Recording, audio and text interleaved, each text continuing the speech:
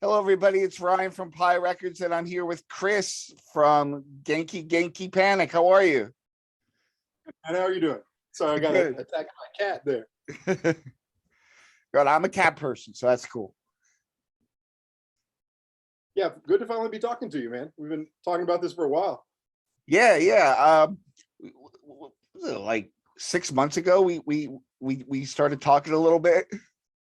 Yeah, I think so. Yeah.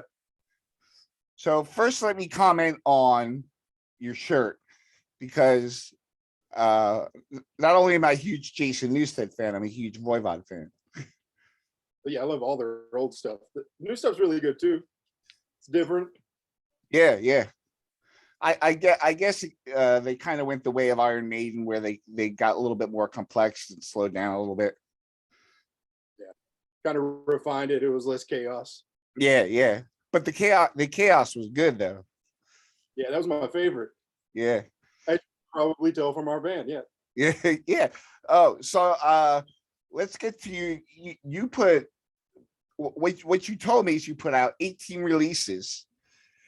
But two in the last year, one in 2020 and one in 2021. Is that correct? I think there's 4 this year. 4 this year? We're putting out another. Yeah, we have the 7-inch coming out on Uncommon Interest.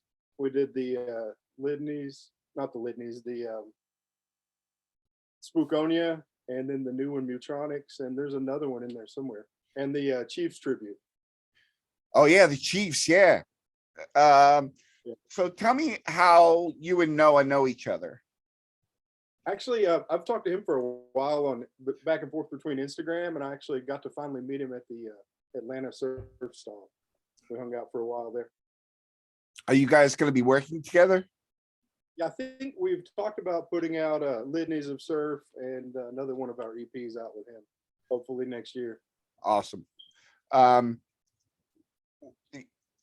was listening to your albums on as much as I could on iTunes. Some of them even list you as punk when it's quite obvious it's surf. And it's funny because the more surfy it got, the more it said punk in the description. Yeah. In the description.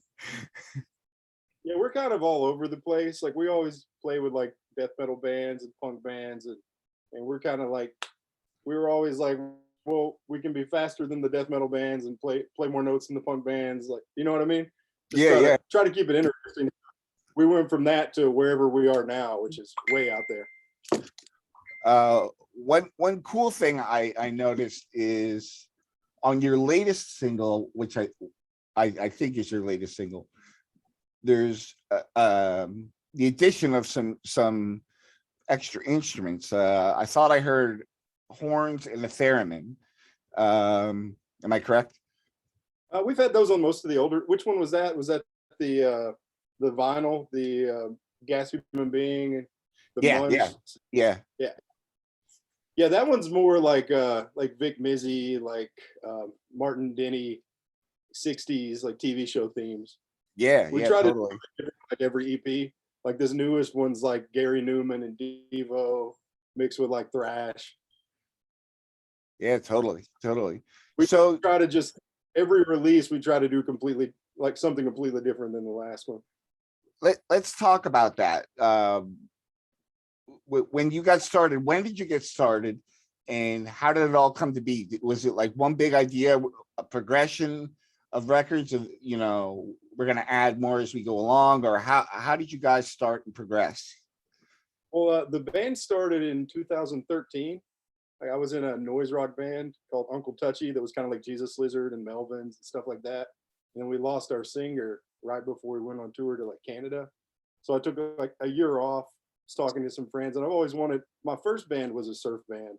The first band I was in when I was like 13. And we would do stuff like the Monsters theme and Beetlejuice and things like that. And we've always talked about doing another surf band. And then we had some free time. I talked to my friend Joey, and he was down with the idea. So, just one day, and then within 2 weeks, we had our first album done and recorded. Wow.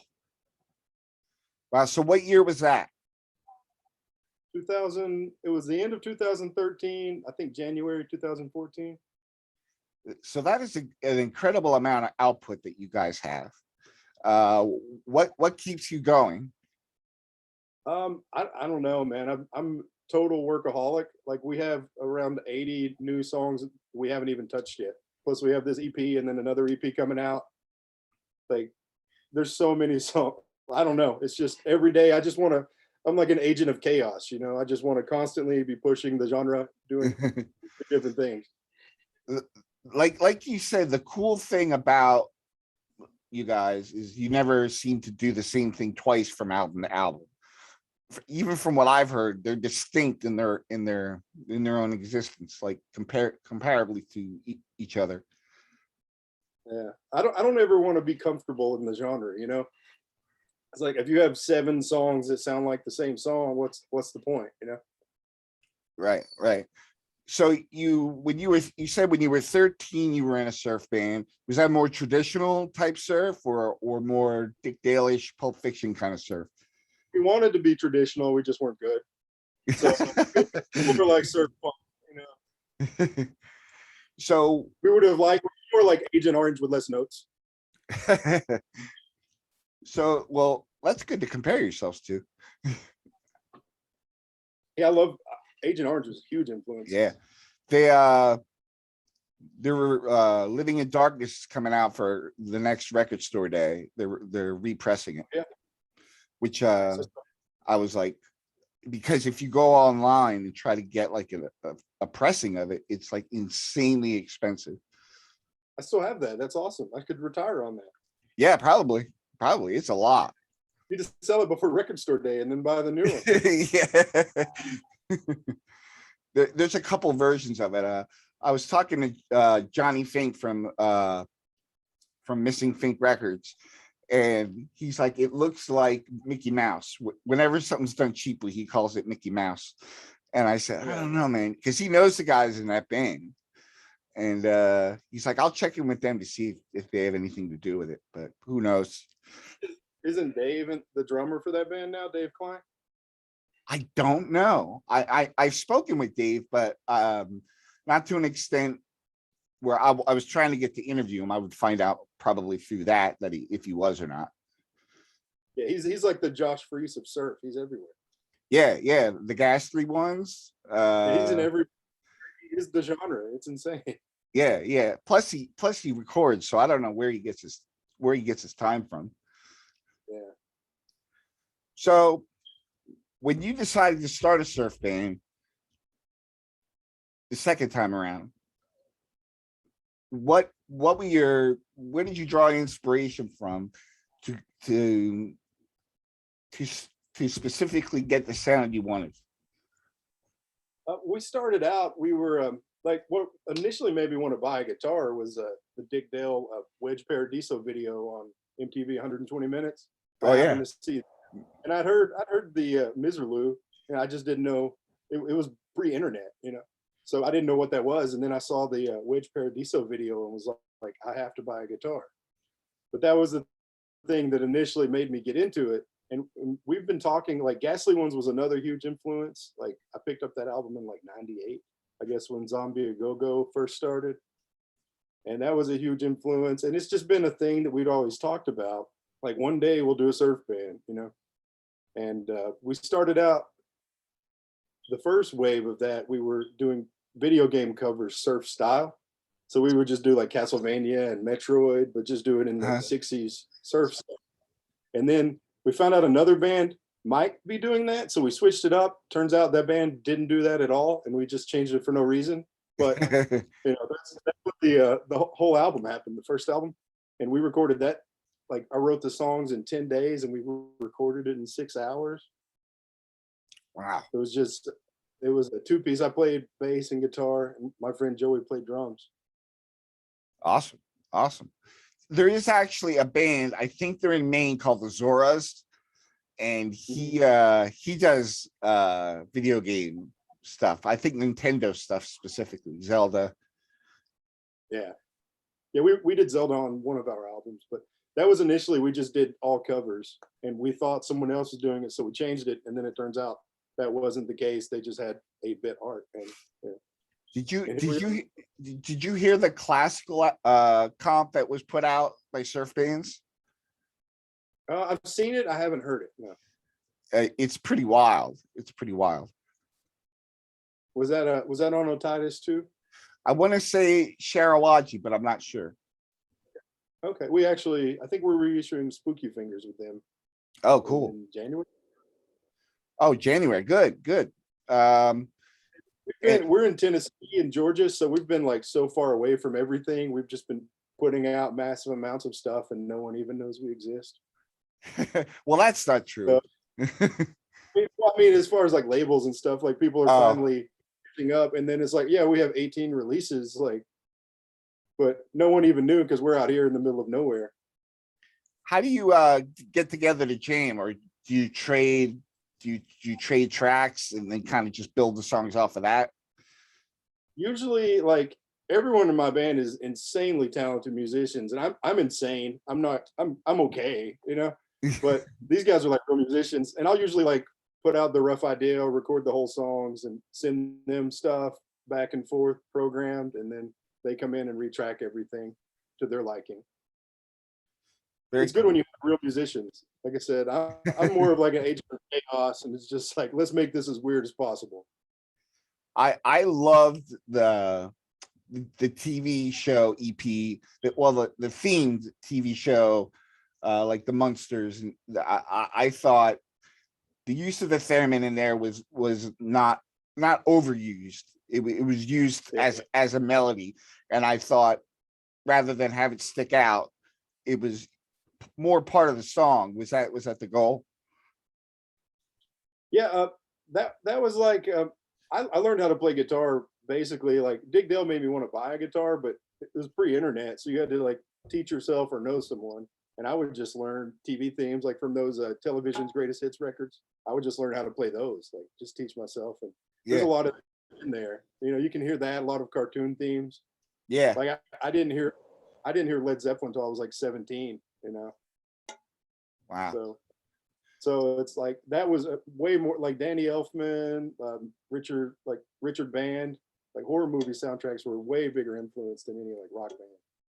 What's your favorite soundtrack? Honestly, probably Ed Wood, which is the only non-Danny Elfman, Tim Burton soundtrack. It's Howard Shore. Go ahead. It's Howard Shore, and it's got more of like the exotica, like Martin Denny exotica stuff, and Corla Pandit. You know, there's a lot of bongos in there.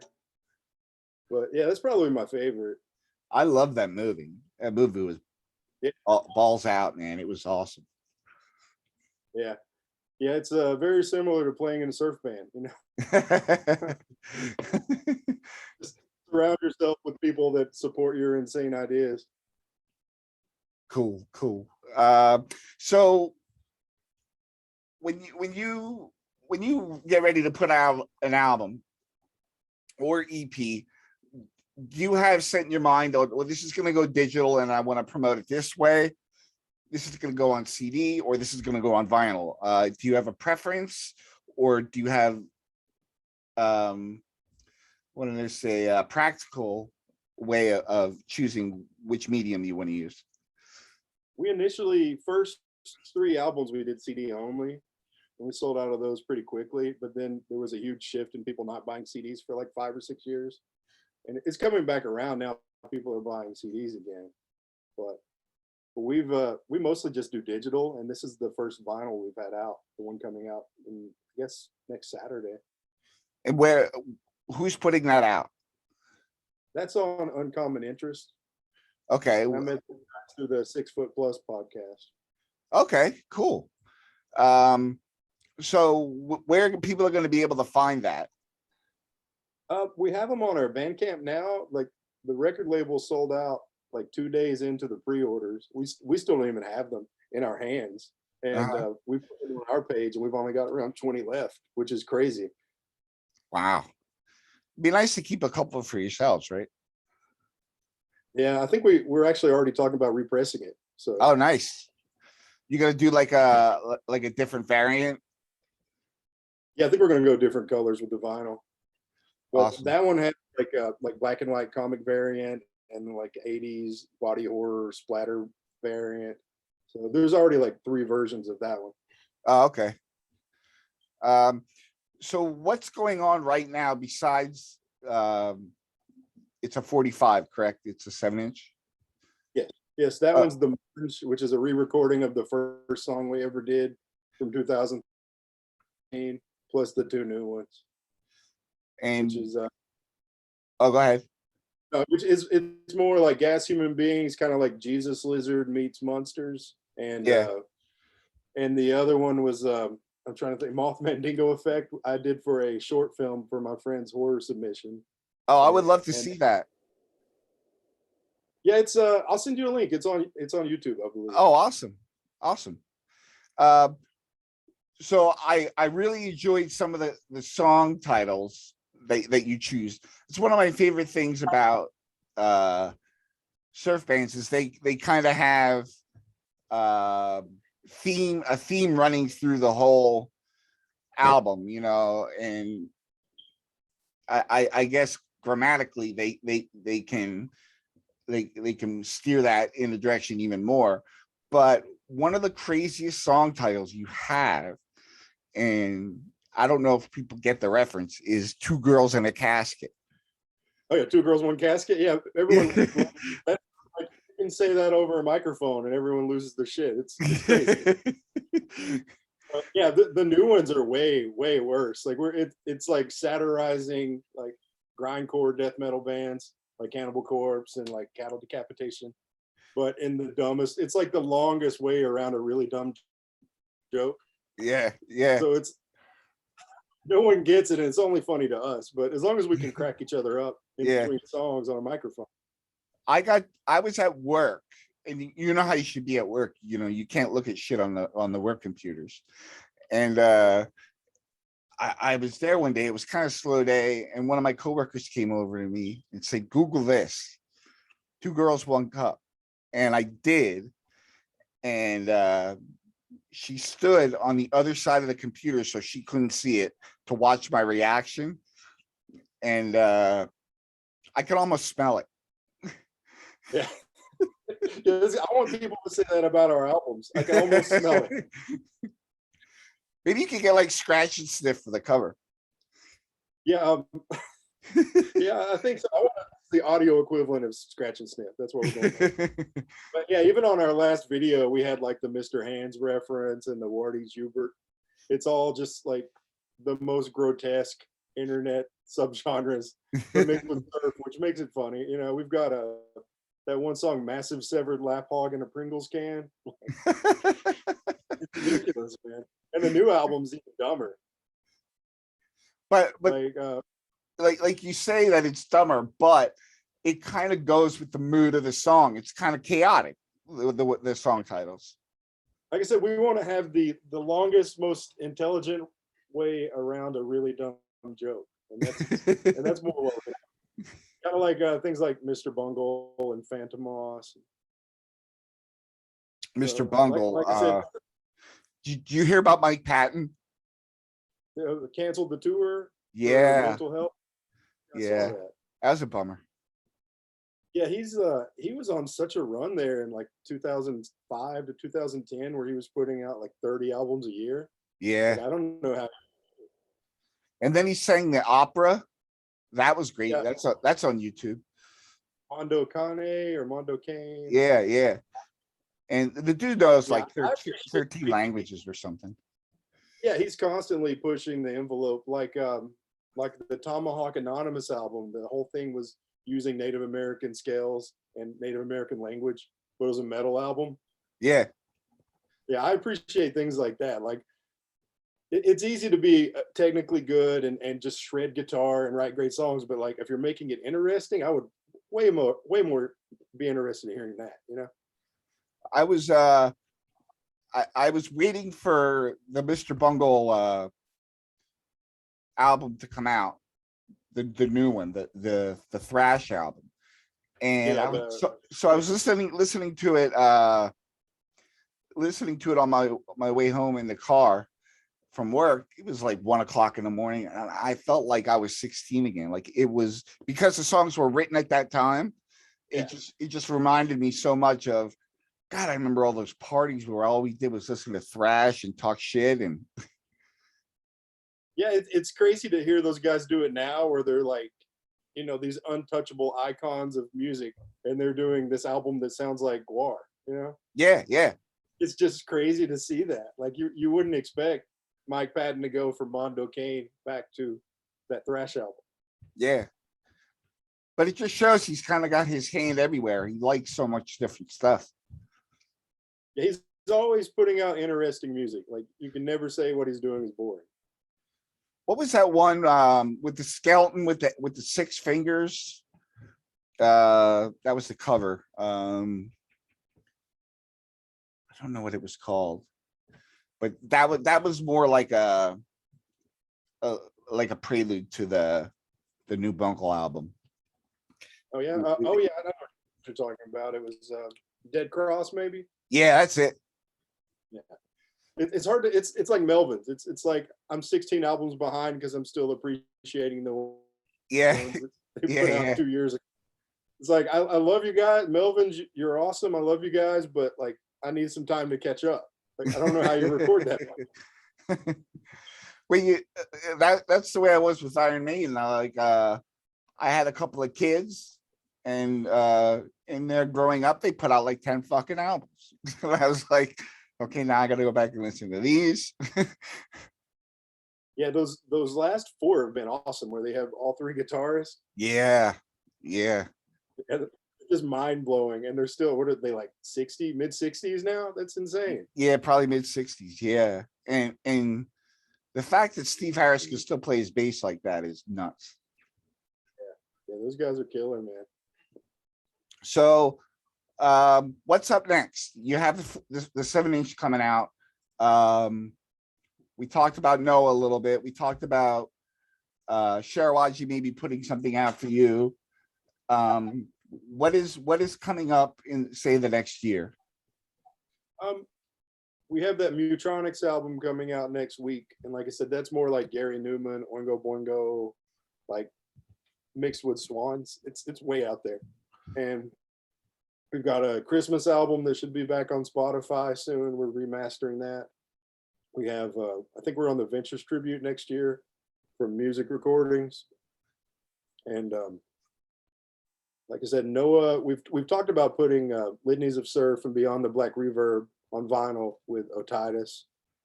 And I think we're doing like Creepy Fest and maybe some shows in Seattle and California. So we got a lot of stuff going on. Wait, where is there like a central location where you guys will all meet to jam, to practice for the shows?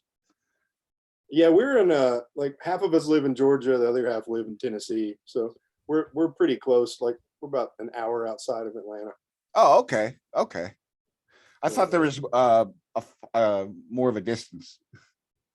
Yeah, when we first started, like I guess 6-8 months in, we were 3 hours apart in every direction, and we would just send files back and forth on Dropbox and show up to shows and play. Wow, And how did that work? It was a lot of anxiety. Yeah, Like we had, I think, 5 drummers in one year, and it was just, we lost our original drummer for health issues, and he was, he was a little older than us, and it's weird for an adult to play basements and sleep on floors, and yeah, it's hard to justify that. Like I've been doing it since I was like 13. Like we've done tours where we sleep in a cemetery or sleep in a stranger's basement on concrete, and like recently, and someone with like health issues to do that, it's hard. yeah, yeah. I would really be interested in hearing that Christmas album if it's anything like the things you've done so far. Yeah, we did a Venom song. We did In League with Santa. Yeah, we did like an Irish pop punk. We're a couple of misfits, and we've got a song called Pink Nightmares, which is like Nightmare Before Christmas mixed with Fall Out Boy and Misfits, and all the lyrics are like dialogue from A Christmas Story. Oh wow, So yeah, it's like I said, it's all over the place. that's awesome. Is there anything that I might have left out? Maybe a way for people to contact you, book shows, buy merch, check out your music. Is there anything else I might have left out that you want to talk about? Um, Usually, like as far as links go, we've got the link tree. It's got everything. We have like 280 different designs in our merch store. And like we roll into places and we'll have like 18 different shirt designs. Like it's overkill. Part of the joke is that it's overkill to an extent, you know. Yeah. It's like the Spinal Tap version of what like making fun of ourselves and the situation. It's like, yeah, we have 46 shirts, yeah. But yeah, all the links are on there. Merch on Bandcamp, and I think, like I said, Sharawaji should have the new records maybe January, and I think all of those will have to come through those guys. Awesome. Awesome. Well, thank you so much, Chris, for talking to me. I'm very appreciative that Noah put us in contact, and it was worth the wait. So just seeing you in that Voivod shirt, it was worth the wait. I appreciate it, man. It was great talking to you. It's great talking to you too. I wish you the best of luck. It seems like you guys are doing great. I hope you come over to the East Coast, maybe Philadelphia in our neck of the woods. Okay. Yeah, I think we're actually coming here maybe June. May Oh, or nice. June. We've talked. Yeah, we try to do the East Coast a couple times a year before COVID at least. Yeah, yeah. Well, it would be great to meet you guys and talk some music, some movies. I'm a huge horror movie fan, even the old stuff. And yeah, I think we'd have a lot to talk about. It sounds good. Yeah, definitely. Awesome, man. Well, you have a great night. You too. Great talking to you.